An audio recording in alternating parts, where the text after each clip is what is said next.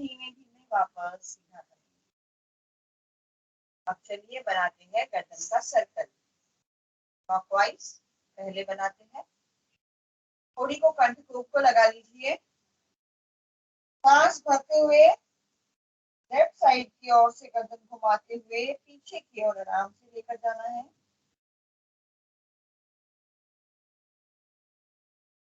फिर सांस छोड़ते हुए वापस सामने की ओर लेकर आए। फिर से एक बार इसी को दोहराते हैं। सांस भरते हुए गर्दन को पीछे की ओर, फिर सांस छोड़ते हुए गर्दन को आगे की ओर लाए।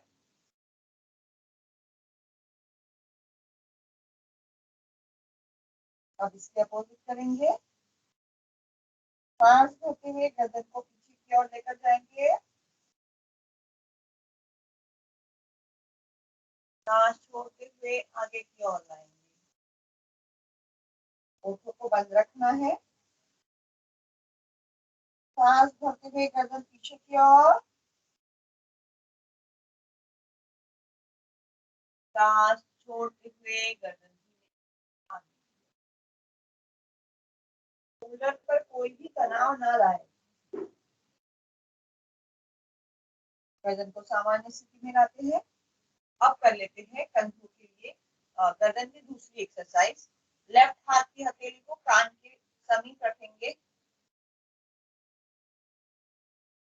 लेफ्ट हाथ की हथेली कान के समीप ऊपर के भाग में, सांस भरते हुए हाथों को पुश करेंगे सर की ओर। सांस छोड़ते हुए हाथों को ढीला छोड़ देंगे। फिर से इस क्रिया को दोहराएंगे। सांस भरते हुए हाथों को सर की ओर, सर को हाथों की ओर प्रेस करते हैं, फिर ढीला छोड़ देते हैं। सांस छोड़ देते। अब अपोजिट साइड से करेंगे।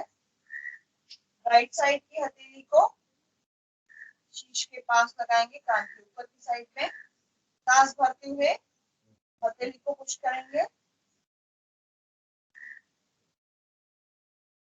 फिर धीरे धीरे वापस हाथ को छोड़ेंगे। फिर से वापस सांस भरते हुए हाथ को दबाएंगे, फिर सांस छोड़ते हुए हाथों को लूज करेंगे। एक बार इसी को दोहराते हैं।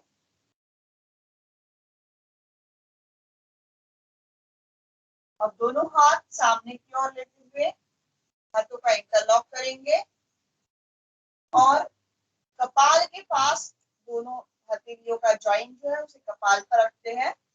सांस भरते हुए हाथ पीछे सर को आगे की ओर प्रेस करते हैं। सांस छोड़ते हुए ढीला छोड़ेंगे।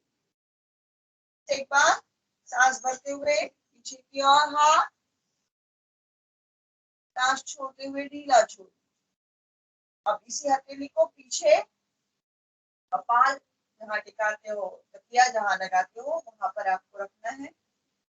फिर हाथ को आगे की ओर सांस भरते हुए खींचना है और सर को पीछे की ओर करना है। चलिए सांस भरते हुए हाथ आगे की ओर, सांस छोड़ते हुए ढीला छोड़। फिर से एक बार सांस भरते हुए आगे खींचेंगे, सांस छोड़ते हुए ढीला। इसी के साथ दूसरी एक्सरसाइज कर लेते हैं। शोल्डर्स कोहनी को मोड़ते हुए हमें अपने रिस्ट को पकड़ना है और एक साइड में हमें इस तरह से अपने शरीर को तनाव देना है। लेफ्ट साइड की ओर खींचेंगे, फिर सीधा करेंगे, फिर राइट साइड की ओर। इसमें ध्यान रखिए गर्दन पर कोई जोर नहीं डालना है। इसको रिपीट करेंगे एक बार। लेफ्ट साइड के हाथ को नीचे की ओर खींचेंगे, फिर सीधा करेंगे, फिर राइट साइड के हाथ को नीचे की ओर खींचेंगे, फिर सीधा करेंगे। आइए अब हाथों की उंगलियों की एक्सरसाइज करते हैं। हाथों की उंगलियां सामने फैलाकर मुट्ठी को खोलना है और बंद करना है। पूरा हाथ सीधा हो, आपके कंधों के समांतर आपका हाथ हो, चेहरे के ऊपर ना जाए, इसका आपको ध्यान रखना है। मुट्ठी को बंद कर लेते हैं और मुट्ठी को दोनों मुट्ठियां एक दूसरे को जोड़ लीजिए मुट्ठी बंद करके मुट्ठी को जोड़ लेते हैं और गोल गोल घुमाएंगे।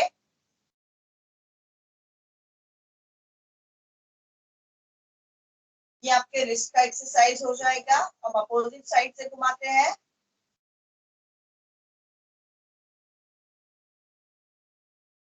हथेली को आकाश की दिशा में खोल लीजिए और कोहनी को मोड़कर अपने कंधों को हथेली का स्पर्श कराएंगे 4 से 5 बार।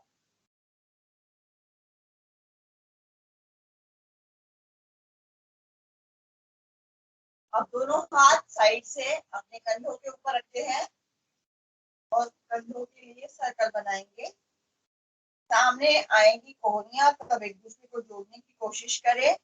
सामने से पीछे की ओर 4 बार आराम से घुमाइए।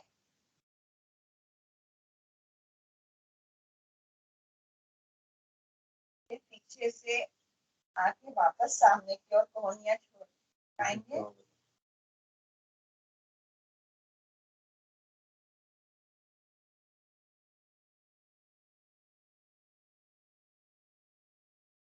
विश्राम।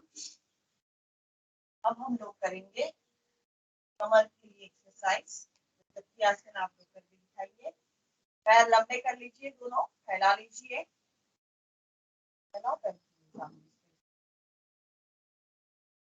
पैर के अंगूठे तक आपको पहले हाथ की उंगलियों को इंटरलॉक करना है और फिर इस तरह से पैर के अंगूठे तक क्लॉकवाइज घुमाएंगे आराम से।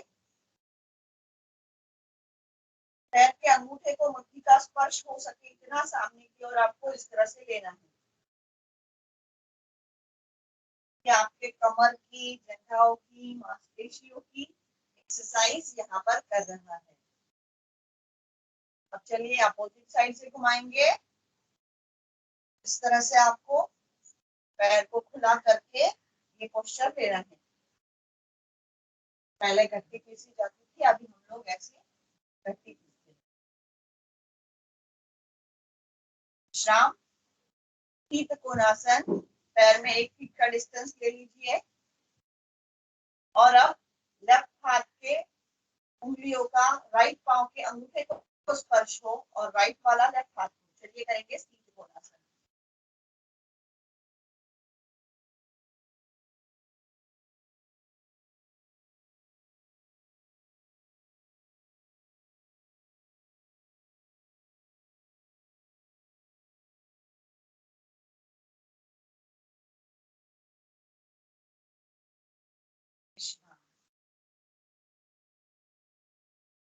आसन में बैठ जाइए।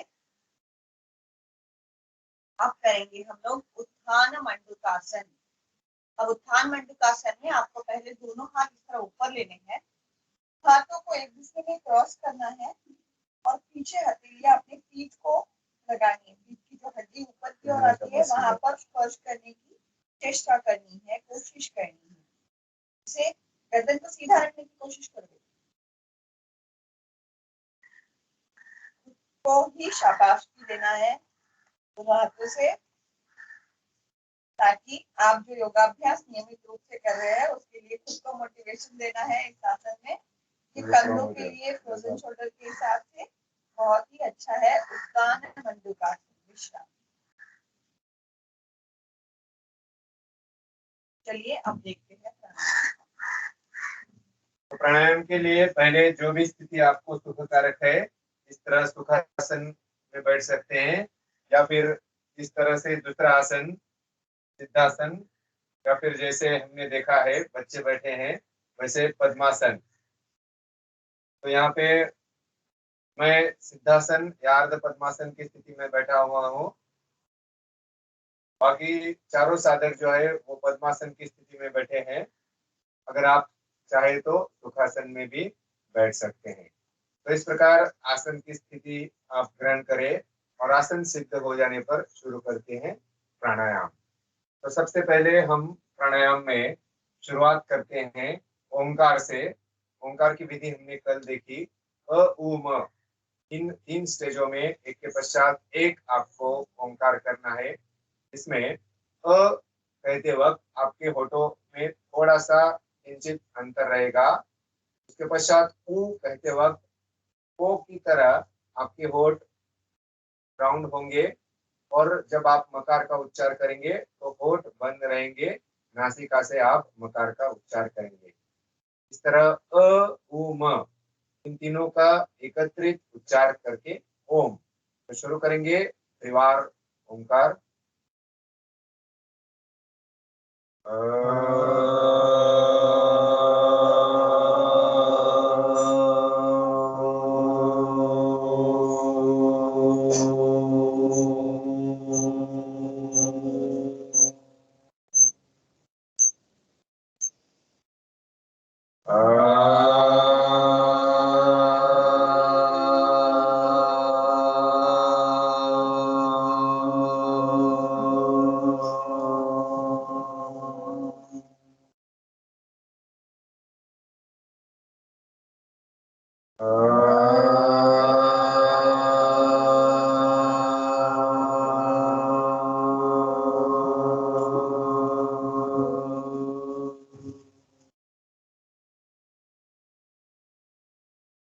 विश्राम। प्राणायाम की शुरुआत और अंत ओंकार के साथ ही किया जाता है। ओंकार करने से आपका शरीर और मन एक जगह पर स्थित हो जाता है।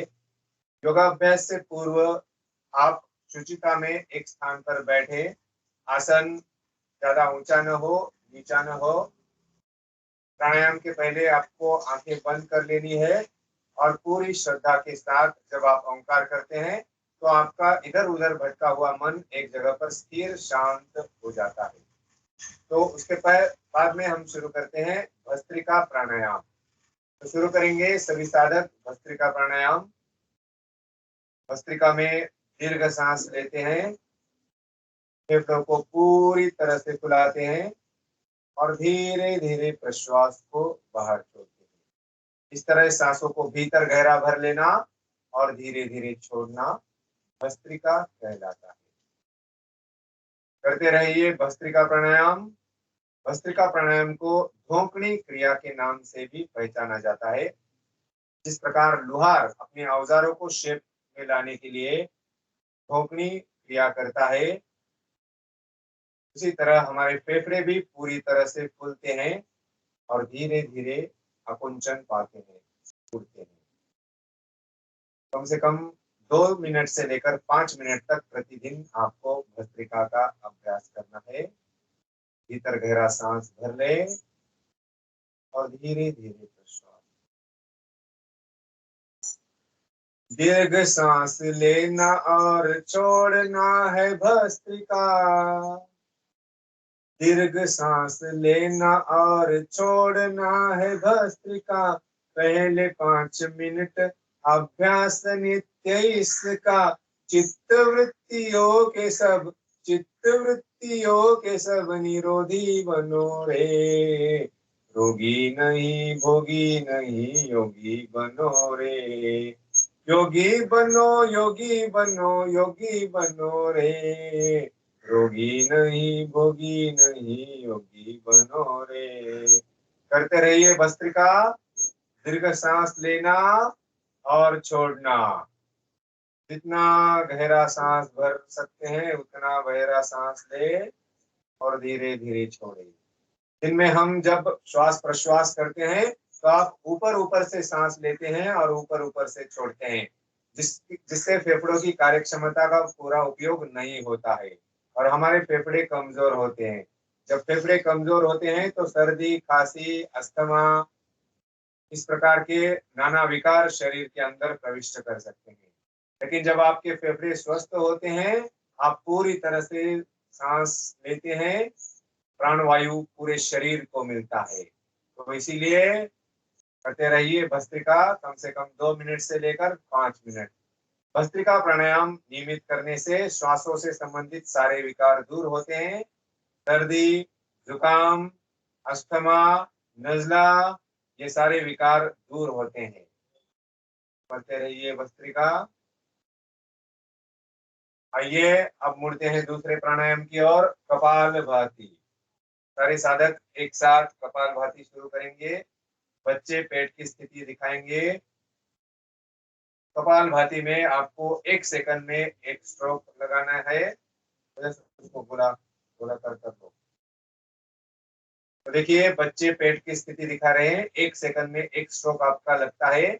इसमें आपका पूरा ध्यान सांसों को बाहर छोड़ने पर केंद्रित होता है।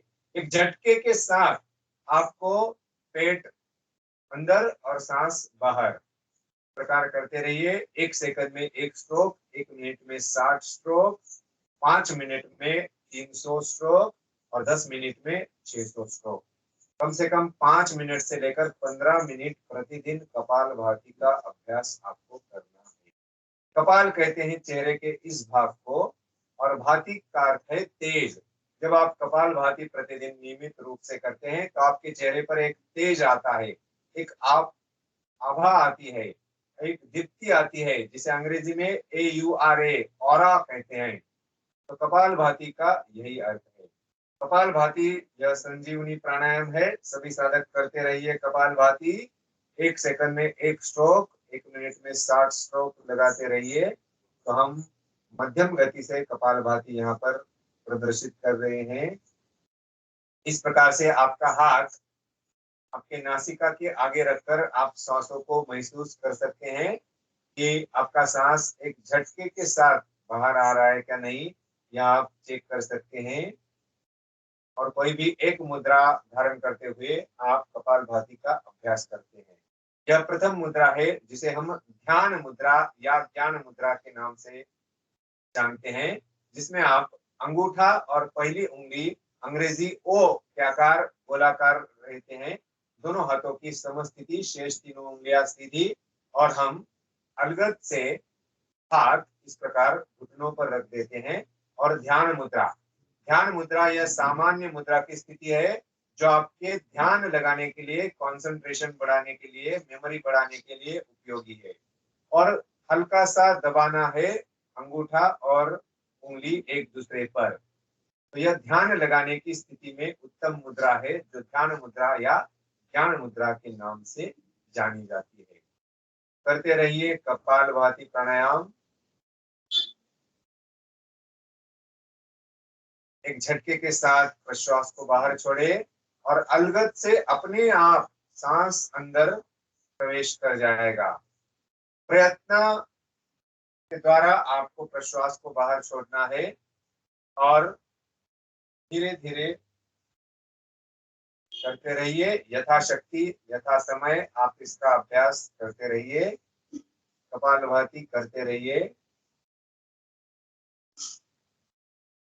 सांस नाक से ही छोड़ना कपालभाति है, सांस नाक से ही छोड़ना कपालभाति है। नियम 15 मिनट का हो, चमक मुख पे लाती है।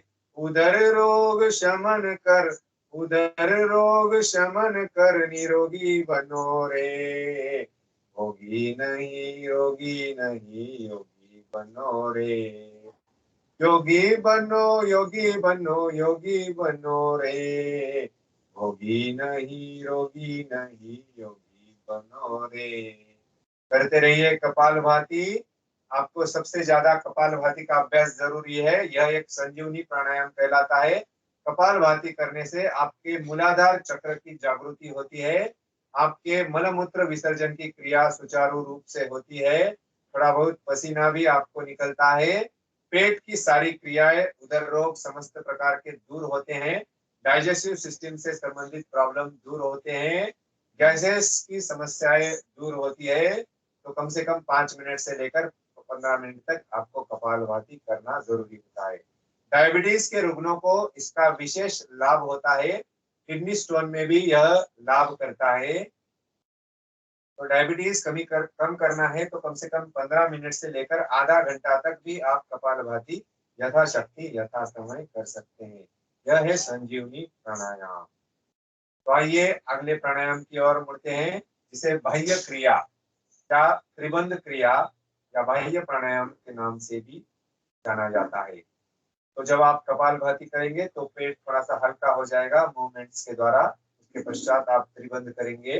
तो त्रिबंध में आपको पहले भीतर गहरा सांस लेना है, फिर एक झटके के साथ प्रश्वास बाहर छोड़ना है। सांसों को बाहर ही रोके रखना है और त्रिबंध लगानी है। सबसे पहले गुदद्वार को अंदर की ओर खींचते हुए मूल बंद, फिर पेट को अंदर की ओर खींचते हुए उद्यान बंद और थोड़ी को यहाँ पर कंठकूप में लगाते हुए जालंधर बंद। इस प्रकार से सांसों को बाहर ही रोक के रखना है। 5 सेकंड, 10 सेकंड, 20 सेकंड, 30 सेकंड, जितना सेकंड आप सांसों को रोक सकते हैं उतना सेकंड रोके। जब आपको असहजता महसूस हो तो फिर बंद मुक्त होकर सांस अंदर ले सकते हैं। तो त्रिबंध में 3 प्रकार के बंद लगाए जाते हैं। गुदद्वार को अंदर की ओर लेते हुए मूल बंद, पेट को अंदर की ओर लेते हुए उद्यान बंद और थोड़ी को कंठकूप में लगाते हुए जालंधर बंद। प्रकार से त्रिबंध की स्थिति में सांसों को बाहर ही रोके रखना, यह कहलाता है बाह्य प्राणायाम या त्रिबंध। तो त्रिबंध या बाह्य प्राणायाम करने से आपके शरीर में जो त्रिदोष होते हैं, वात, पित्त और कफ, ये तीनों संतुलित अवस्था में रहते हैं और आप सभी प्रकार की बीमारियों से दूर रहते हैं। तो थोड़ा सा डिफिकल्ट है, आपको ज्यादा प्रैक्टिस इसकी करनी पड़ सकती है। जब आप कपालभाति ज्यादा करोगे तो आपका पेट रिलैक्स होगा, ढीला होगा और उसके पश्चात आप अच्छी तरीके से बाह्य प्राणायाम कर सकते हैं। बाह्य प्राणायाम 3 से लेकर 5 बार इस क्रिया को आप कर सकते हैं। जो साधक बाह्य प्राणायाम नहीं कर पाते हैं उनके लिए अल्टरनेटिव दूसरा प्राणायाम या क्रिया है जिसे हम अग्निसार क्रिया कहते हैं। तो सभी साधक अग्निसार क्रिया का प्रात्यक्षिक दिखाएं। इसमें आपको प्रयत्न पूर्वक सांसों को भीतर गहरा लेना है, फिर एक झटके के साथ प्रश्वास को बाहर छोड़ना है और उस सांसों को बाहर ही रोकते हुए इस प्रकार से नाक बंद कर लें और नाक बंद करते हुए आपको पेट को अंदर बाहर हिलाना है। यह है अग्निसार क्रिया। अग्निसार के सभी लाभ बाह्य प्राणायाम के तरह ही है। तो अगर आप दोनों भी कर पाते हैं तो बहुत अच्छा, लेकिन बाह्य प्राणायाम नहीं कर पा रहे हैं तो अग्निसार क्रिया भी आप कर ले, जिसके आपको बाह्य प्राणायाम के सभी लाभ एक साथ मिल सकते हैं। इसमें त्रिदोषों को सम करने के लिए, वात पित्त कफ के बैलेंस के लिए अग्निसार क्रिया उपयुक्त बताई जाती है। यह भी 3 से 5 बार अग्निसार क्रिया का अभ्यास किया जाता है। प्राणायाम करते वक्त आपको मुंह बंद रखना है, नासिका से ही सांस लेना है। मुझे आपको बताना है, इसीलिए मैं आज आपको बता रहा हूँ और चारों साधक यहाँ पे डेमोन्स्ट्रेशन कर रहे हैं। करते रहिए अग्निसार क्रिया।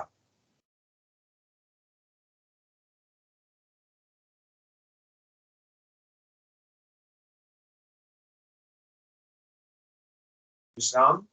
तो अब करते हैं उज्जाई क्रिया। उज्जाई क्रिया में आपको यहाँ पर सांसों को भीतर गहरा भरते हुए आकुंचन करना है। आपके कंठ को, कंठ का आकुंचन करते हुए एक विशिष्ट प्रकार का ध्वनि आपको निकालना होता है, ज्याला मराठीमध्ये कोल्हे कुई असं म्हणतात। आपण रात्री पाहतो की कोल्हे किंवा कुत्रे एक विशिष्ट प्रकारे ओरडतात, त्यांचा जो आवाज असतो त्याला कोल्हे कुई असं मराठीमध्ये म्हणतात। तो इस प्रकार की ध्वनि आपको यहाँ पे निकालनी है।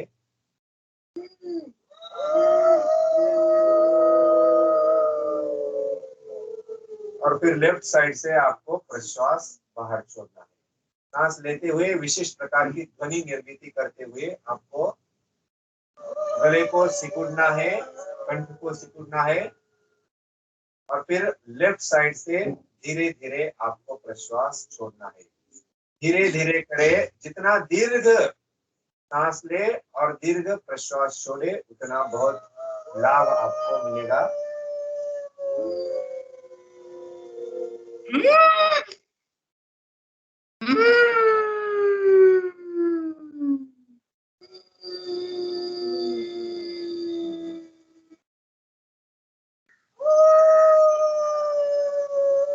याद रखें, जब भी प्रश्वास छोड़े तो लेफ्ट साइड आपको छोड़ना है।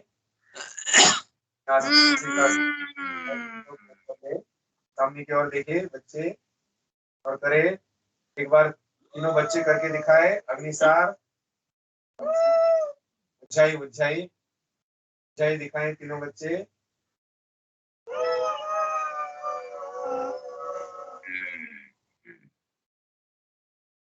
प्रश्वास को छोड़ते हुए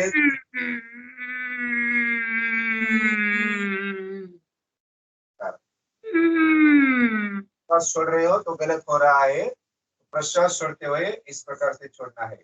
राइट हैंड से नासिका बंद करना है और लेफ्ट साइड से छोड़ना है। फिर से एक बार करिए। उज्जाई,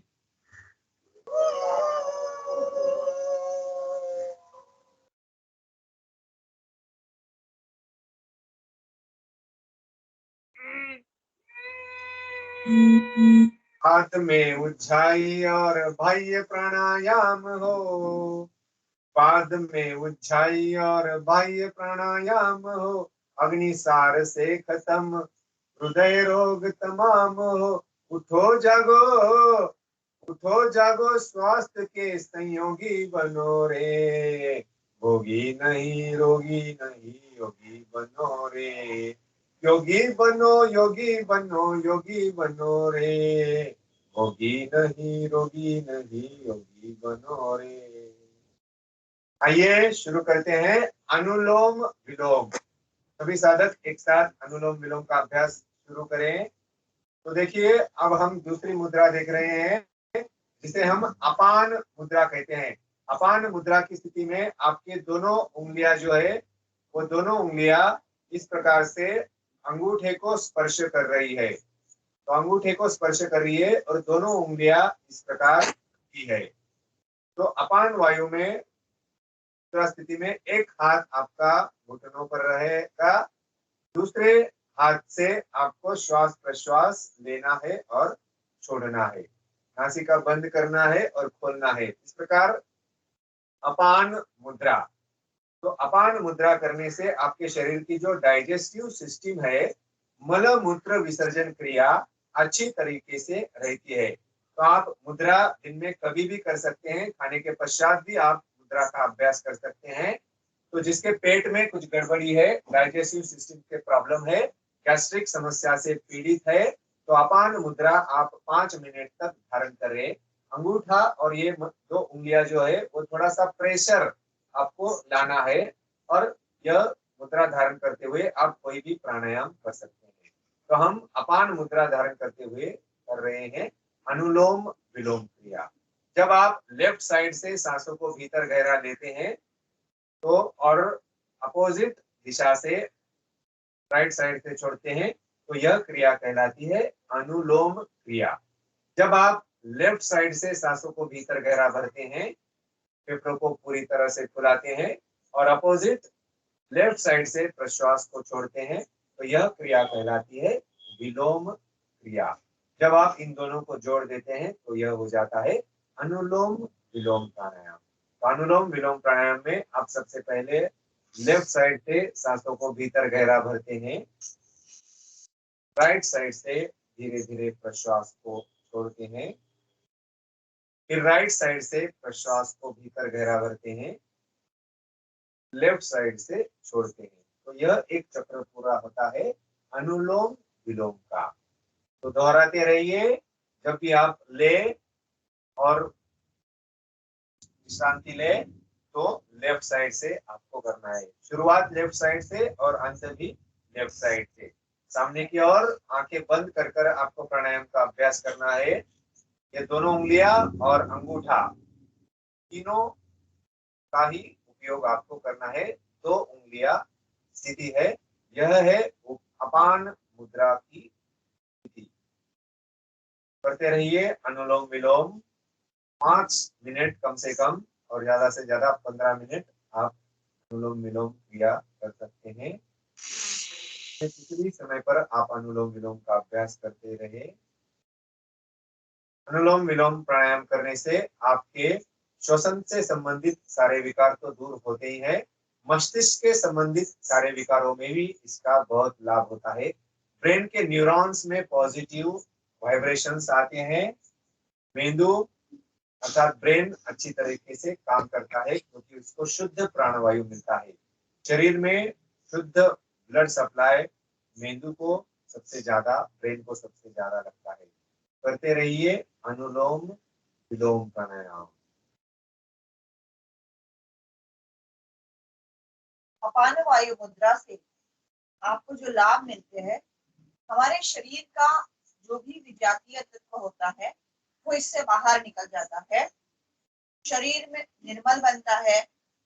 इस अभ्यास से कब्ज, बवासीर, वायु विकार, मधुमेह, मूत्रावरोध, इस समस्याओं से भी आपको छुटकारा मिलता है। दांतों के दोषों में, दांतों के विकारों में भी अपान मुद्रा ये बहुत ही लाभदायी होती है। इस मुद्रा से हृदय रोग के जो पेशेंट होते हैं उनको भी लाभ होता है। तो अपान मुद्रा के बहुत से लाभ है, इसलिए जब भी हम अनुलोम विलोम करते हैं तो इसे कर लेते हैं ताकि हमारे जो शरीर की स्थिति है वो निर्मल बन सके, जो हमारे विकार है वो निर्मल हो जाए, वो दूर हो जाए। वायु विकारों में वात से संबंधित जो समस्याएं होती है वो कम हो जाती है। पैरालिसिस में भी या अपान मुद्रा में कपाल अनुलोम विलोम करवाया जाता है, जिससे पैरालिसिस भी ठीक होने की संभावना होती है। ये कुछ फायदे यहाँ पर अनुलोम विलोम के होते हैं। और उसके साथ अपान मुद्रा में अगर आप करें तो अपान मुद्रा के ये फायदे आपको नजर आएंगे। तो आइए अब करते हैं भ्रामरी और उद्गीत। तो भ्रामरी प्राणायाम करने से आपके ब्रेन में पॉजिटिव वाइब्रेशंस होते हैं, मन शांत होता है, स्ट्रेस रिड्यूस होता है। तो भ्रामरी प्राणायाम शुरू करेंगे। भ्रामरी प्राणायाम में पहली उंगली इस प्रकार आईब्रोज के ऊपर रखते हैं, 3 उंगलियां अर्ध गोलाकार स्थिति में अलगद आंखों पर रखेंगे। अंगूठे से आपको कान बंद करना है और फिर भ्रमर की भांति त्रिवार उच्चार करना है। तो शुरू करेंगे भ्रामरी के 3 चक्र।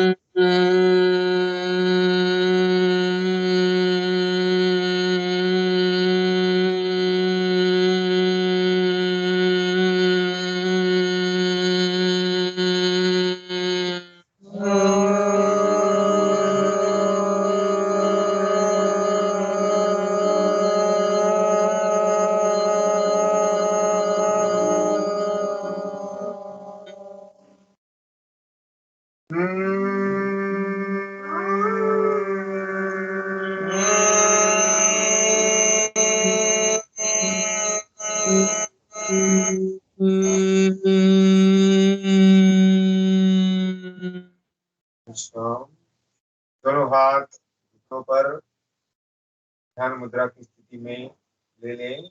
अब करेंगे त्रिवार ओंकार, जिसे उद्गीत भी कहा जाता है।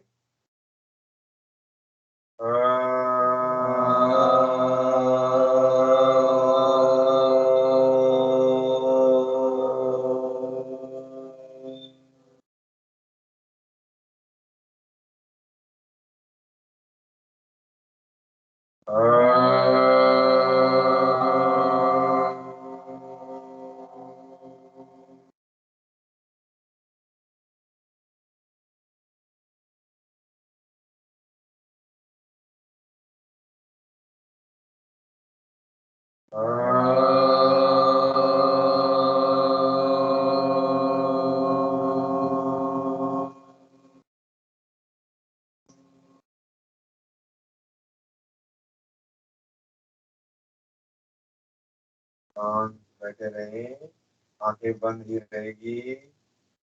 कुछ सेकंड ध्यान की स्थिति का अभ्यास करें। शरीर में हो रहे सूक्ष्म बदलाव को महसूस करें। मन में दिव्य संकल्प, मैं प्रतिदिन निश्चित जगह पर निश्चित अवधि के लिए योगाभ्यास करूंगा। योगाभ्यास करने से मेरे शरीर के सारे विकार दूर होकर शरीर, मन और आत्मा की पूर्णतः शुद्धि हो रही है। जितना भी समय मेरे पास सवेरे हो, 15 मिनट, 30 मिनट, 45 मिनट, 1 घंटा, मैं निश्चित अवधि के लिए योगाभ्यास करने का संकल्प लेता हूँ।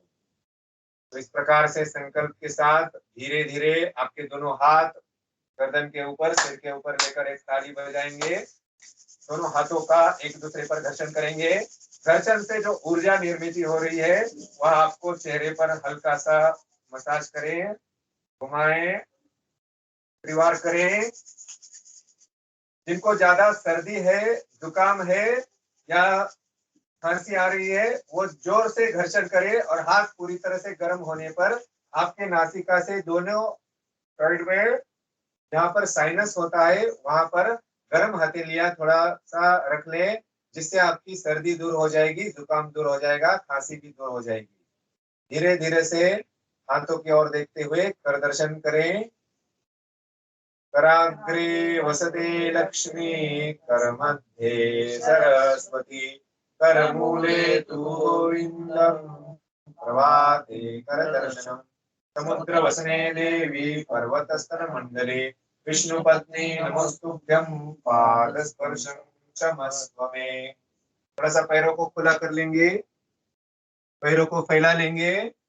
सूक्ष्म क्रियाएं। ज्यादा देर तक आसन स्थिति में एक जगह बैठने पर आपके पैरों में थोड़ी सी चींटियां आई जैसी संवेदना होती है। तो आपको जब भी असहजता महसूस हो तो आसन स्थिति चेंज कर सकते हैं। थोड़ी सी सूक्ष्म क्रियाएं आप कर ले। इसके बाद अन्य मुद्राओं के बारे में जानकारी देखेंगे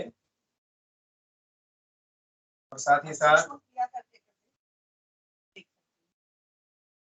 आप सभी लोग सूक्ष्म क्रिया करते करते भी अलग अलग मुद्राओं की ओर थोड़ा सा ध्यान दे सकते हैं।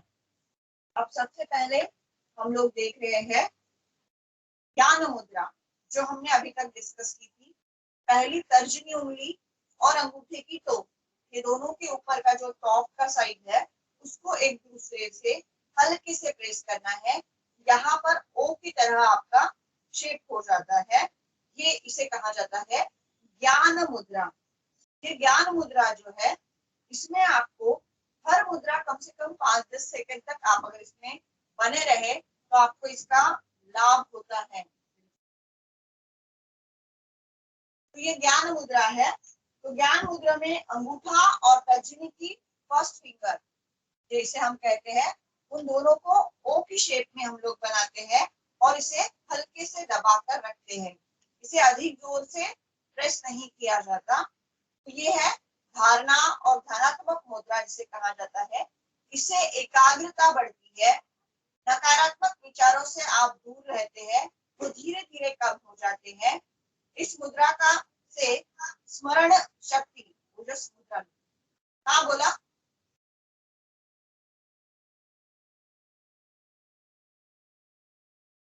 तो हम लोग मुद्रा देख रहे हैं।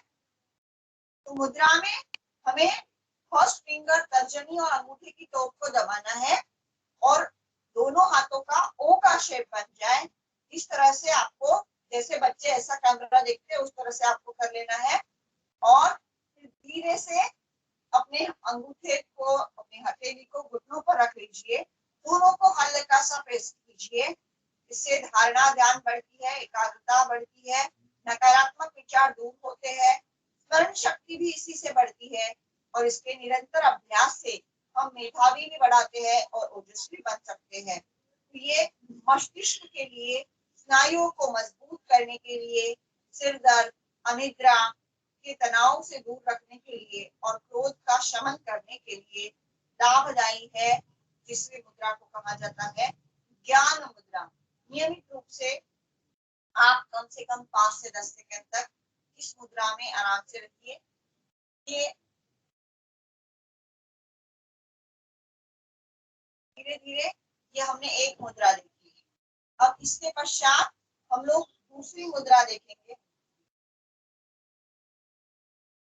दूसरी मुद्रा में जो देखना है हमें, जिसे कहा जाता है वायु मुद्रा। तो जो तर्जनी उंगली है उसको ऐसे फोल्ड कर लीजिए हथेली के ऊपर और अंगूठे को, जो फर्स्ट जॉइंट हमारा यहाँ पे तर्जनी उंगली का आता है, उसके ऊपर हल्के से इसको प्रेस करना है।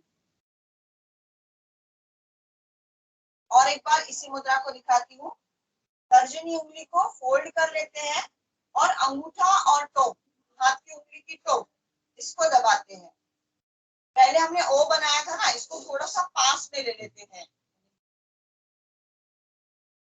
धीरे से इस तरह से आपको हे करना आहे. मॅडम सगळ्यांना व्हिडिओ दिसतोय का? माझ्या जवळच्या मोबाईल मध्ये व्हिडिओ ऑफ झालाय. हा मॅडम दिसतोय. दिसतोय का? आणि बोटाची स्थिती क्लिअर दिसते का? थोडं अजून क्लोज घ्यायचं. हो दिसते मॅडम, पण आणखी थोडंसं झूम करता आलं तर. एक मिनिट मॅडम.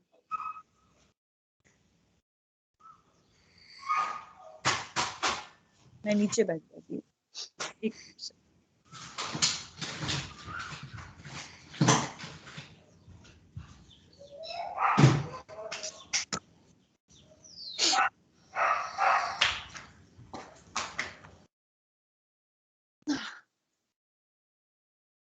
आप एक बार देखो दिखता है क्या बराबर.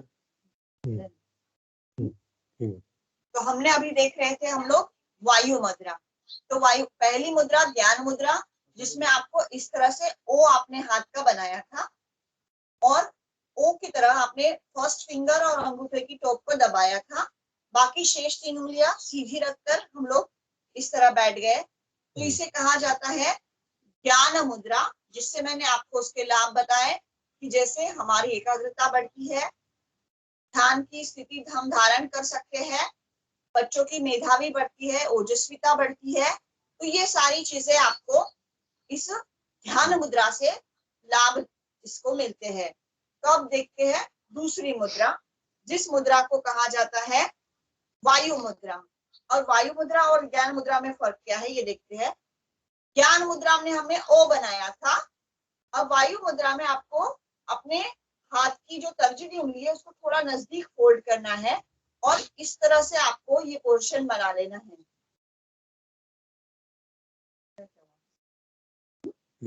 और शेष 3 उंगलियां सीधी रखनी है. इस टोक को आपको इस तरह से दबा लेना है. ओके. और इस तरह से हम लोग अपने घुटनों पर आराम से इस पोजीशन को ले लेते हैं. इसे कहा जाता है वायु मुद्रा, जिसमें तर्जनी उंगली और अंगूठे का मूल एक दूसरे पर हल्का सा दबाया जाता है. ये वायु मुद्रा है. बाकी शेष 3 उंगलियां आपको सीधी ही रखनी होती है. इस मुद्रा के लाभ है कि वायु से संबंधित विकार, गाठियां, संधिवात, अर्थराइटिस, पक्षाघात, कंपवात, साइटिका, घुटनों का दर्द, गैस, इन सब रोगों को दूर करने के लिए ये वायु मुद्रा आपको लाभ देगी. गर्दन और रीढ़ की हड्डी के दर्द में भी आपको वायु मुद्रा से ही लाभ मिल सकता है. रक्त का संचार होने में जो दिक्कतें हमारे शरीर में आती है वो वायु के दोषों से होती है. तो वायु हमारे शरीर में अच्छे से अगर हवा चलती रहेगी तो रक्त संचार भी अच्छा होता है. इसलिए ये ज्ञान वायु मुद्रा हमें लाभदायी होती है. तो हमने देखा वायु मुद्रा, फिर से एक बार आपको ये पोस्चर थोड़ा सा नजदीक लेकर हमने दिखा दिया है. तो इसे कहा जाता है वायु मुद्रा. अब आइए इसके पश्चात हम लोग देख लेते हैं शून्य मुद्रा.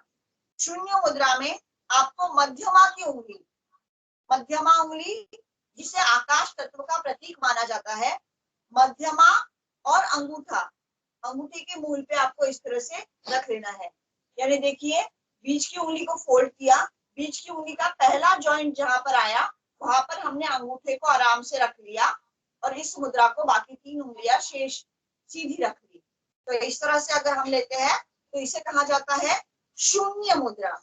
इस शून्य मुद्रा के लाभ हमें क्या होते हैं अब इसके बारे में जानते हैं. शून्य मुद्रा से किसी के कान बहने की समस्या अगर हो तो वो कम हो जाती है. कान में दर्द हो तो कम होता है. बहरेपन की समस्या या कम सुनाई देने की समस्या अगर है तो वो भी इसी से कम होती है.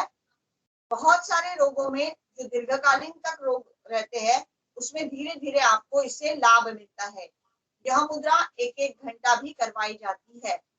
अस्थियों के में जो कमजोरी होती है, हार्ट से संबंधित हृदय रोग को ठीक करने के लिए भी ये शून्य मुद्रा आपको लाभदायी होती है. मसूड़ों को मजबूत करने के लिए, उसकी पकड़ को मजबूत करने के लिए भी यही मुद्रा आपको लाभदायी होती है, जिसे शून्य मुद्रा कहा जाता है.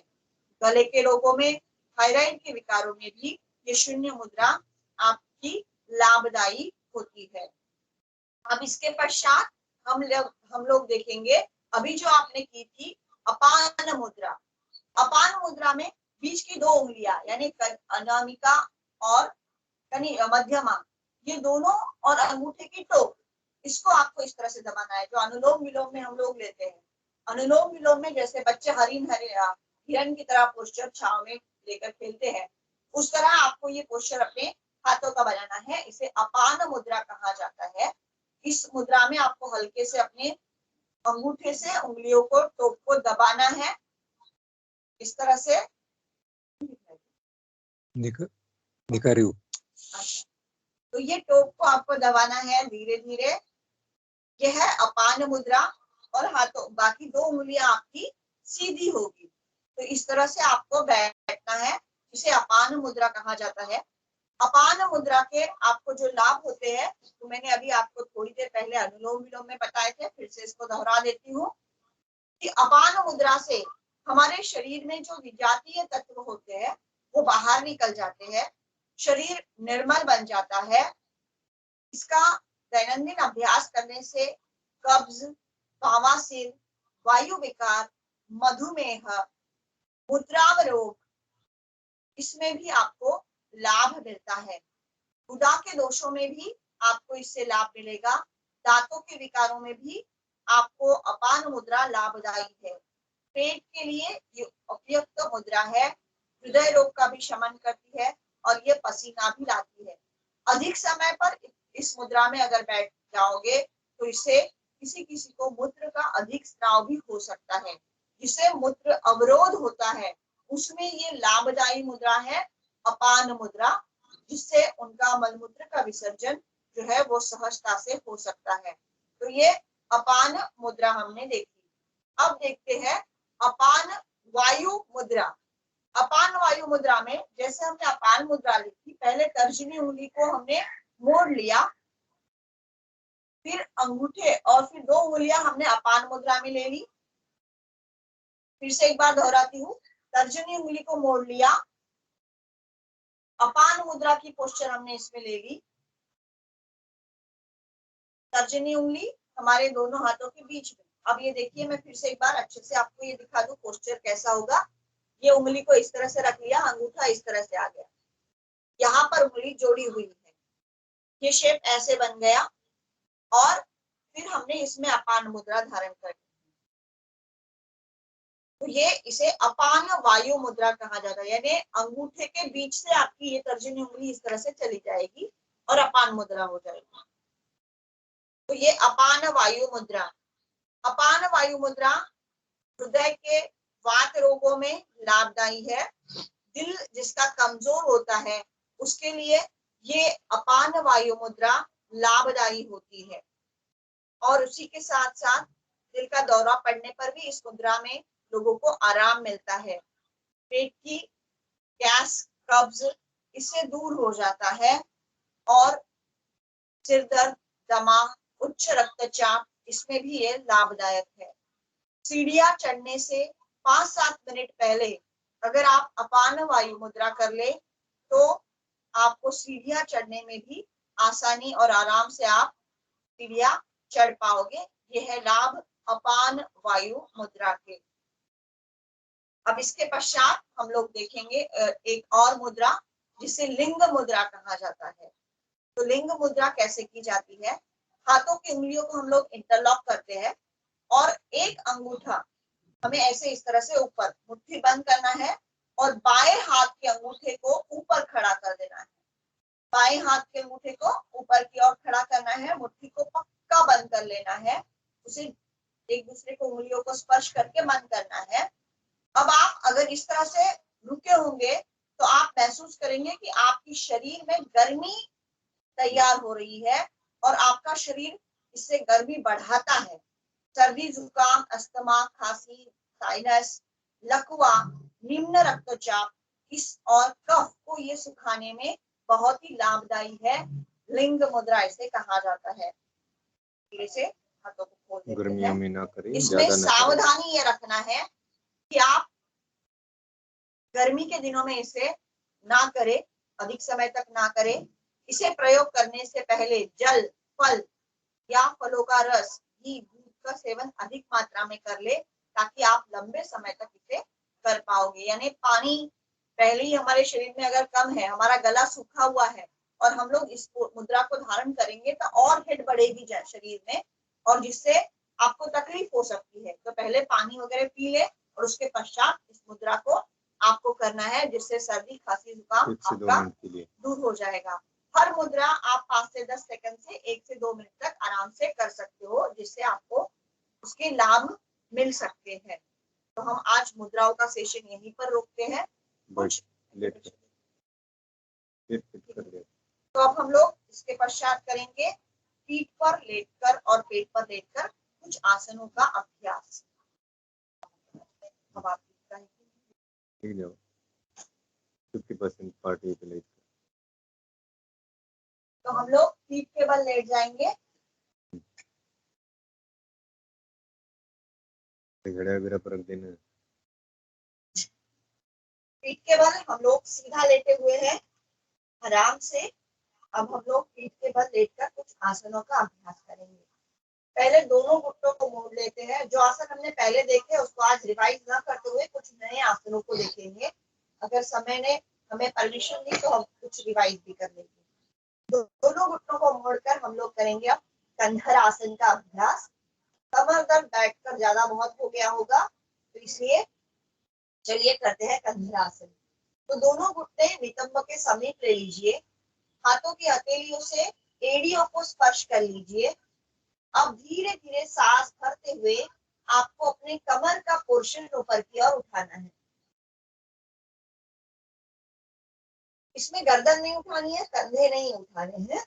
इस स्थिति को कहा जाता है कंधर आसन की स्थिति। कमर दर्द में यह लाभदायी होता है कंधर आसन। यथाशक्ति आपको इस पे होल्ड करना है।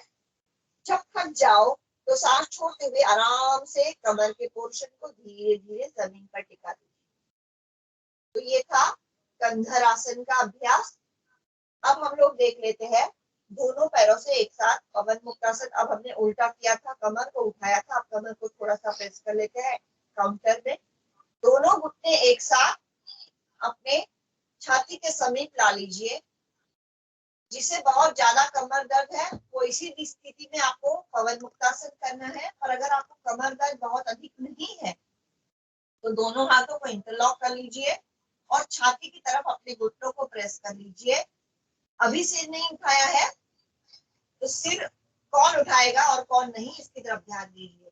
अगर स्पॉन्डिलाइसिस और कमर दर्द बहुत तीव्र प्रमाण में है तो आपको सर नहीं उठाना है। आप अभी हम लोग जिस स्थिति में हैं उसी स्थिति में पवन मुक्तासन करेंगे। अगर आपके स्पॉन्डिलाइसिस की या कमर दर्द की बहुत समस्या ना हो तभी आपको धीरे धीरे सिर को उठाना है और नासिका से अपने घुटनों को स्पर्श करने की चेष्टा करनी है। तो इसे कहा जाता है पवन मुक्तासन। धीरे धीरे वापस शीश को नीचे की ओर भूमि पर टिकाएंगे। हाथों का इंटरलॉक खोलेंगे और पैरों को जमीन पर सीधा कर लेंगे। तो ये हमने देखा पवन मुक्तासन। तो पवन मुक्तासन से गैस, कब्ज, एसिडिटी इन विकारों से आपको राहत मिलती है। अब धीरे धीरे आपको करना है उत्तान पादासन। अगर किसी की नाभि ढक जाए, जिसे हम लोग कहते हैं कि पोटाची नाड़ी सरकली, अगर नाभि धरण दिख जाए तो उस समय आपको जो लाभ देगा वो होता है उत्तान पादासन। इसमें पहले हम एक एक पांव से करेंगे, फिर 2 पांव से करेंगे। पहले धीरे धीरे सांस भरते हुए लेफ्ट पांव को हम लोग 30 डिग्री तक आराम से सीधा उठाते हैं। सीधा उठाने के पश्चात पैर की पोजीशन को ध्यान दीजिए। पैर की उंगलियां सामने की ओर स्ट्रेच करनी है। इस स्थिति में कुछ समय तक बने रहना है। इसमें बने रहने से आपके जंघाओं में कंपन होगा, पिंडलियों में थोड़ा तनाव आएगा, पैर में तनाव आएगा, पैर में कंपन भी होगा, लेकिन वो आपकी नाभि जो डिगी है उसे सीधा करने के लिए आवश्यक है। धीरे धीरे वापस सांस छोड़ते हुए आपको पैर को नीचे लेना है। कम से कम 5 से 10 सेकंड हर स्थिति में होल्ड करने की कोशिश कीजिए। आधा मिनट भी इसमें होल्ड किया जाता है। धीरे धीरे वापस राइट साइड के पांव को सांस भरते हुए ऊपर की ओर उठाएंगे 30 डिग्री। पैर सीधा स्ट्रेच किया हुआ, जंघों में तनाव सा महसूस होगा, कंपन सा होगा, कमर में भी आपको थोड़ा सा स्ट्रेचिंग होगा, पर ये पैरों की मांसपेशियों को मजबूत करेगा और नाभि तक के पोर्शन को मजबूत करने के लिए ये आवश्यक है। उत्तान पादासन, धीमे धीमे सांस छोड़ते हुए वापस पैरों को नीचे ले। अब हमें दोनों पांव से करना है, जिसमें अधिक समय तक ना रुक पाए तो जितना आपसे बन पाए उतना रोकना है। इसमें ध्यान रखना है दोनों पांव करते समय आपको पीठ शरीर आपको नहीं उठाना है, स्थिर रखना है। हथेलियां इस तरह जमीन पर टिकी हुई सांस को भरते हैं और दोनों पैर जितना आपसे उठाना संभव हो उतना। अगर ऐसा उठाने में दिक्कत आती है तो हाथ की हथेलियों को उल्टा करके जंघाओं के नीचे ले लीजिए और उंगलियों से जंघाओं को ऊपर प्रेस करते हुए हाथ को उठाने की कोशिश, पांव को उठाने की कोशिश करेंगे। सांस भरते हुए दोनों पांव एक साथ उठाएंगे। स्थिति में जितना बन पाए उतना होल्ड कीजिए, फिर सांस छोड़ते हुए आराम से पैर को नीचे। तो इसे कहा जाता है उत्तान पादासन। नाभि लगने में ये लाभदायी होता है। अब आइए इससे थोड़ा सा ऊपर जाते हैं।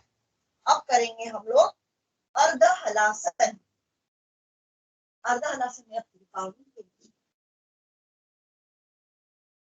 अर्ध हलासन में आपको अपने दोनों पांव 90 डिग्री तक सीधे ऊपर की ओर उठाने हैं। अब हम लोग आपको उठाकर दिखाएंगे। सांस भरते हुए पैरों को ऊपर उठाते हैं। आप सीधा रखने की कोशिश कीजिए।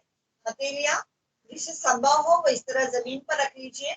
अगर पांव उठाकर सीधा पकड़ में आ रहा है तो हाथों से घुटनों को सहारा दे दीजिए और इस स्थिति में भी आप अपने पैर को कुछ समय के लिए स्थिर रखिए। उसपे कंधे हाथ जब उठाते हो पकड़ते हो तभी उठते हैं, अन्यथा सीधे आप इस तरह से आराम से रख सकते हो। इसे कहा जाता है अर्ध हलासन। फिर धीरे से घुटनों को मोड़ते हुए आपको आराम से पैर को लंबा कर लेंगे। अब हम इसके पश्चात जो देखेंगे उसे कहा जाता है सर्वांगासन। तो आप पहले देख लीजिए, जिसे संभव है वही हमारे साथ करेंगे। थोड़ा करना पड़ेगा। तो हम लोग करेंगे सर्वांगासन। तो सर्वांगासन में पहले हम लोग अपने पैरों को जैसे हमने उठाया था उस तरह आराम से दिखा सकते।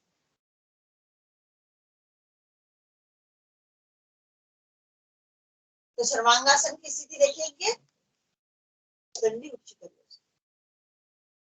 सर्वांगासन में हमने पैर को मोड़ लिया, फिर धीरे से पैर को उठाकर अपने कमर से सहारा दिया और इस तरह आपको कमर को पकड़कर दोनों पांव लंबे कर ऊपर की ओर उठना होता है। इसे कहा जाता है सर्वांगासन स्थिति।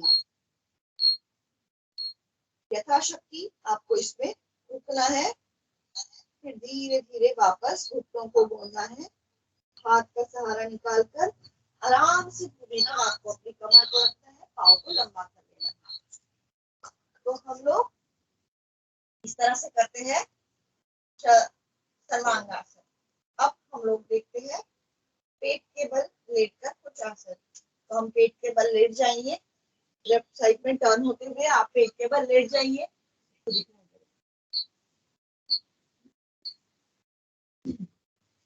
तो हमने जो जो आसन अभी किए थे उसके कुछ काउंटर आसन हम लोग करेंगे। तो सबसे पहले हम लोग देखेंगे भुजंग आसन की स्थिति। तो भुजंग आसन में आपके पैर एक दूसरे को इस तरह चिपके हुए, आकाश की दिशा में पंजा फैला हुआ, हथेलियां हमारे छाती के समीप हमें इस तरह से रखनी है, थोड़ी जमीन पर टिकी हुई है। धीरे सांस भरते हुए जितना आप अपने शरीर को सामने से उठा सको उसकी कोशिश आपको करनी है। सांस भरते हुए धीरे धीरे उठाते हैं। यह है भुजंगासन की स्थिति, पूर्ण भुजंगासन। अगर किसी का आधा इस तरह आता है तो अर्ध भुजंगासन, और ये भी अर्ध भुजंगासन ही कहा जाता है। तो धीरे धीरे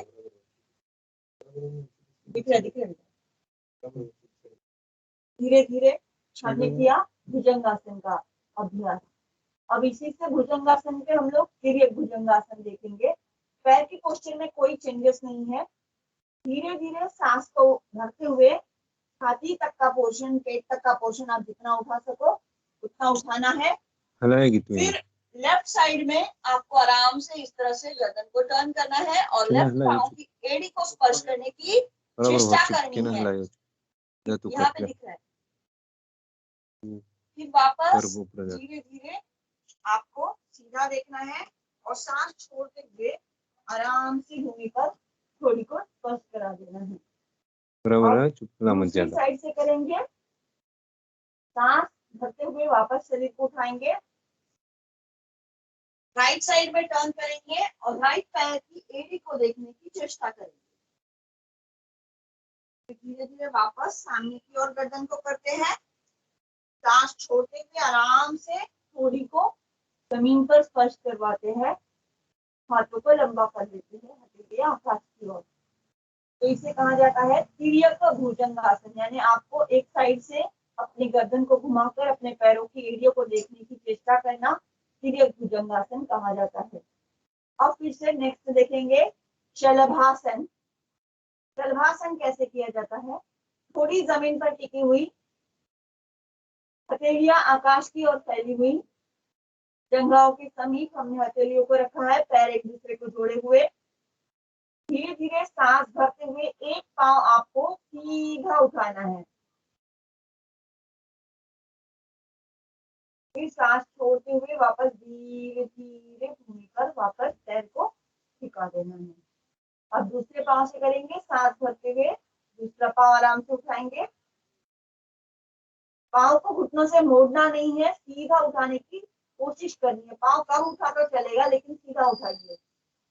धीरे धीरे वापस पांव को आराम से सांस छोड़ते हुए भूमि पर लाएंगे। इसे कहा जाता है शलभासन। एक एक पांव से हमने किया। अब दोनों पांव से शलभासन के लिए हथेलियां जंघाओं के नीचे की ओर ले लीजिए। हाथों की उंगलियों से अपनी जंघाओं को प्रेस करना है। सांस भरते हुए दोनों पांव एक साथ उठाने की चेष्टा करनी है।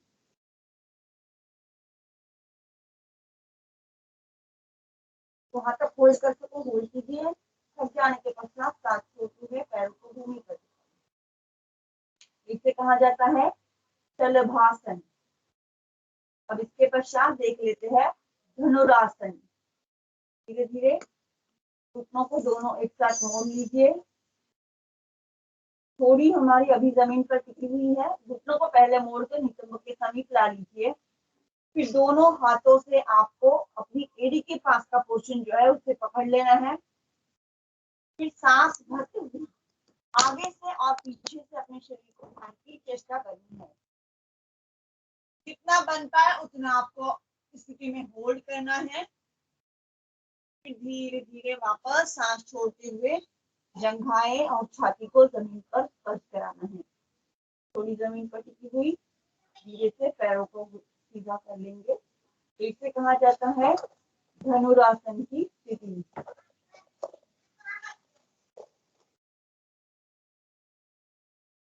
अब हम लोग इसके पश्चात करेंगे।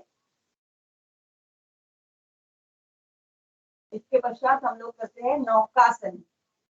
अब नौकासन में विपरीत नौकासन। तो विपरीत नौकासन एक एक हाथ से भी किया जाता है। अर्ध विपरीत और पूर्ण विपरीत नौकासन। तो नीचे आ जाए। विपरीत नौकासन महिलाएं नहीं करती क्योंकि उनके पेट पर अधिक जोर पड़ता है।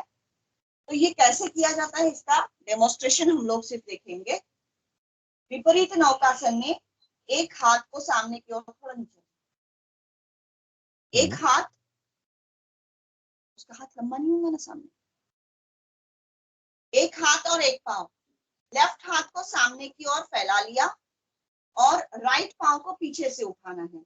राइट हाथ को पहले कमर के ऊपर पीछे से रख लेते हैं, राइट पांव को उठाते हैं और शरीर आगे पीछे से जिसे उठा सकते हो उस तरह से उठाना। इसे विपरीत नौकासन कहा जाता है।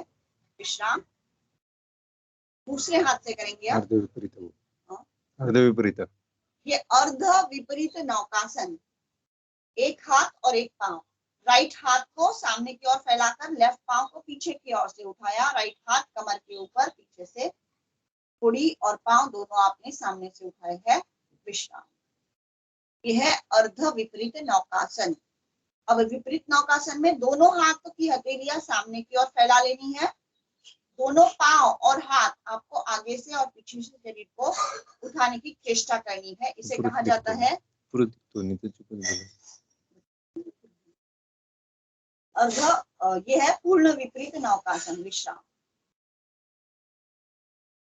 अच्छा, अब धीरे धीरे लेफ्ट साइड में टर्न होकर उठकर बैठ जाएंगे।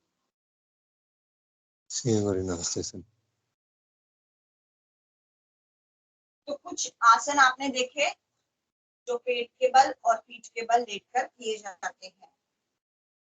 अब धीरे धीरे हम लोग करते हैं सीना गर्जना और हास्यासन से समापन की ओर आएंगे। चलिए सीना गर्जना करेंगे।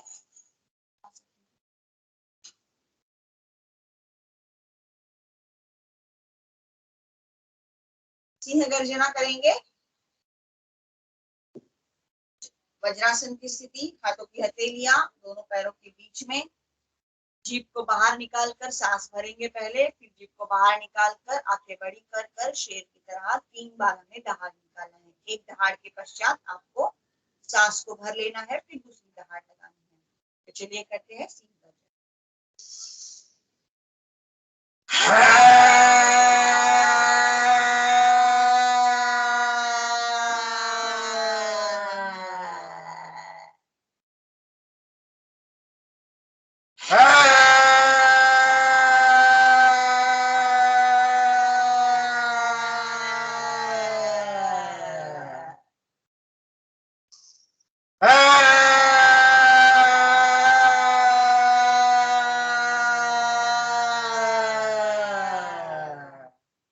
गले की मसाज सिंह गर्जना के पश्चात। चलिए अब करते हैं हास्यासन। पहले करेंगे हम लोग मुक्त हास्य, ठाके देकर हंसना।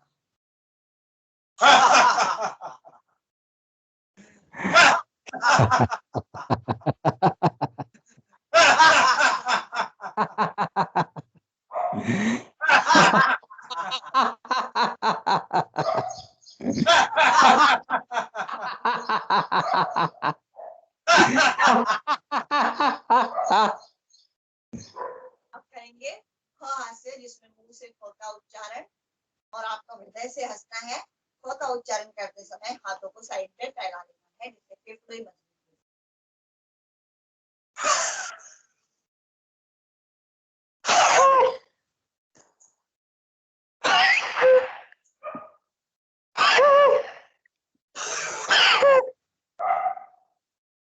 विश्राम। ये स्मिता से एक दूसरे को देखते हुए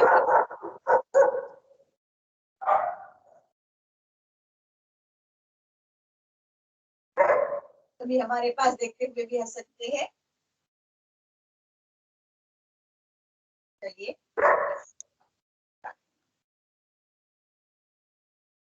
समापन।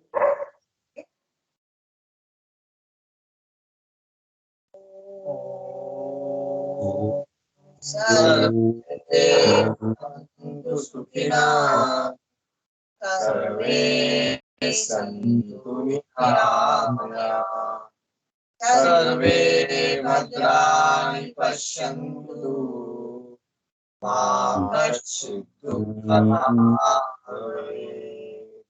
ॐ शान्ति शान्ति। सभी का जीवन निरोगी हो, मंगलमय हो, इस कामना के साथ विराम लेते हैं। अगले सूत्र मैडम के। धन्यवाद मॅडम.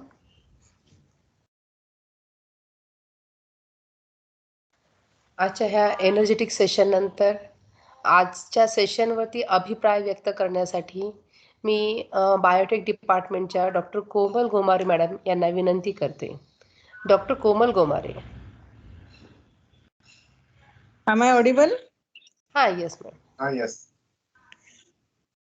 दयानंद शिक्षण संस्था के अंतर्गत आयोजित yoga at home and yoga with family ये उपक्रम के अंतर्गत आयोजित ये कार्यक्रम के सभी उपस्थित प्रतिभागियों को शुभ सकाळ। हम सब तो योग का महत्व जानते हैं क्योंकि ये प्राचीन काल से यानी हजारों साल पहले विकसित हुआ अभ्यास लगातार किया जा रहा है। फिर भी हमारी जीवन शैली के साथ योग साधना, प्राणायाम ये बातों से हम थोड़ा दूर जा रहे हैं। इसका मतलब हम निरोगी जीवन शैली अपनाना भूल रहे हैं। दयानंद शिक्षण संस्था के अंतर्गत ये आयोजित कार्यशाला की वजह से हम खुद के लिए कुछ समय निकाल कर योग प्राणायाम कर रहे हैं और इसकी जो अनुभूति है वो अनुभूति मैं यहाँ पे बताने जा रही हूँ। मुद्रा धारण करते हुए प्राणायाम कैसे करें और इसके जो फायदे हैं वो तो दाइमा सर हमें बता रहे हैं। हमें इसमें से कुछ चीजें पता भी है बट हम जैसे करते वक्त कुछ चीजों को थोड़ा गलत तरीके से करते हैं तो उसका फायदा होने के बजाय नुकसान भी हो सकता है। इसलिए जो छोटी छोटी बातें हैं जैसे हम मुद्रा धारण करते वक्त या अनुलोम विलोम करते वक्त किस तरीके से हम ठीक तरीके से करने के लिए लेफ्ट साइड से पहले शुरुआत करनी चाहिए, फिर एंड भी लेफ्ट साइड से करना चाहिए। ये छोटी छोटी बातें बहुत अच्छी तरीके से प्रात्यक्षिक के साथ हमें सिखाई जा रही है ये कार्यशाला में। इसलिए इससे हमारा आत्मविश्वास विकसित होते जा रहा है कि हम योग जो है करने के बाद कैसा महसूस करते हैं। ये चीजें हम खुद करने के बाद और ये छोटी छोटी बातों को ध्यान में रख के जब करते हैं तो इसके महत्व कितने असामान्य है ये हम खुद फील कर पा रहे हैं। बहुत सारे लोगों के रोगों के लिए जैसे पाचन तंत्र प्रदान करना, अस्थमा हो, मधुमेह हो, दिल संबंधी समस्याओं का इलाज करने में मदद करने के लिए जो कुछ योग के प्रकार है उसके बारे में बहुत ही अच्छी तरीके से दाइमा सर हमें बता रहे। और ये कार्यक्रम जो आयोजित किया है दयानंद विज्ञान महाविद्यालय द्वारा आयोजित ये कार्यक्रम, इसके आयोजन का जो भी संकल्पना है उसके कोऑर्डिनेटर हो डॉक्टर बेमडे सर, इनका मैं तहे दिल से धन्यवाद करती हूँ। हमारे महाविद्यालय के प्राचार्य डॉक्टर दरगढ़ सर, इनका भी मैं धन्यवाद करती हूँ क्योंकि सबसे महत्वपूर्ण जो रोल है हमारे जीवन शैली का वो हमें खुद के लिए समय निकाल कर करने के लिए इन्होंने जो हमें प्रोत्साहित किया है। ये सब चीज में सबसे महत्वपूर्ण रोल जो कर रहे हैं वो doctor Daima sir, doctor Sarika Daima madam और उनके साथ परिवार के जो बच्चे, इनका भी मन से धन्यवाद क्योंकि ये बच्चों के योग प्रकार देख के हमारे घर के भी बच्चे प्रोत्साहित हो रहे। और पहले दिन थोड़ा सा बैठाने के लिए कोशिश किया तो उनका रिप्लाई थोड़ा अलग था, नहीं आप कर लो, बट अभी जो है तो इंटरेस्ट से कभी कभी नहीं उठे तो भी वो हमारे कुछ प्रकार जो है उसका आवाज सुन के वो उठ जाते हैं। तो इसके लिए मैं आपका स्पेशल धन्यवाद करती हूँ। और सर ने जो बात बताई है कि योगासन करते वक्त हो या मुद्रा हो उसमें आत्मा से जुड़ने के लिए योग बहुत ही जरूरी है और जिससे इंसान को स्वस्थ और निराकार बनाता है।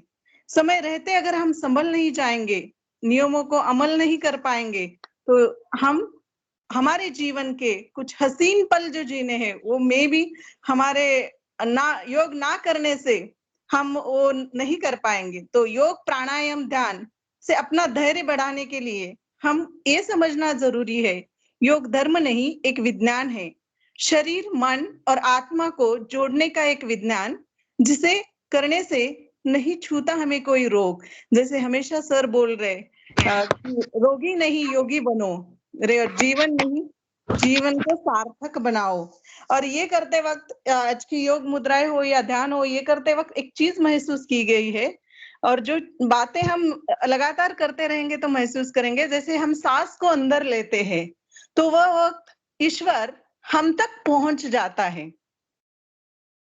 जब हम सांस को रोक लेते हैं तो वो वक्त ईश्वर हमारे साथ रहते हैं और सांसें बाहर निकालो तो हम ईश्वर तक पहुंचते हैं। और ये सब नहीं करेंगे तो सांसें छोड़ देना पड़ेगा और हम सांसें छोड़ के ईश्वर को समर्पित तो हो जाएंगे बट अपनों से दूर हो जाएंगे। इसलिए मैं सभी प्रतिभागियों से ये निवेदन करूंगी कि ये वर्कशॉप या कार्यशाला होने के बाद ही इसको फुल स्टॉप ना दे, अपने फैमिली के लिए ये योगा जो है, yoga at home and yoga with family, it should be for ever. Thank you so much.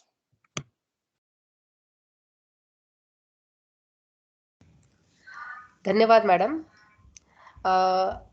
तुम्ही आजचा अभिप्राय खूपच छान आणि सगळ्यांना भावेल असं तुम्ही इथं व्यक्त केला. सगळ्यांच्याच मनातल्या ज्या काही संकल्पना आहेत, त्यांना जे वाटतं आजच्या या सेशनबद्दल, ते तुम्ही खूप चांगल्या प्रकारे व्यक्त केलेलं आहे.